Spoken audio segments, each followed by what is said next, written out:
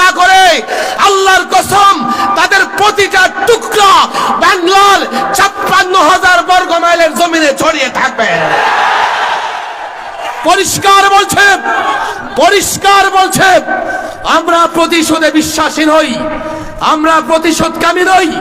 কথা বলেছে ইসলামের জন্য, কথা বলি ইসলামের পক্ষে, দেশের পক্ষে। রব্বে কাবার কসম আমাদের বিরোধিতা করলে তোমাদের অস্তিত্ব থাকবে না। ওলামাদের উপর নির্যাতন করে তোমরা তোমাদের কবর রচনা করেছো, ওলামাদের উপর নির্যাতন করে তোমরা তোমাদের পরকালকে ধ্বংস করে দিয়েছো।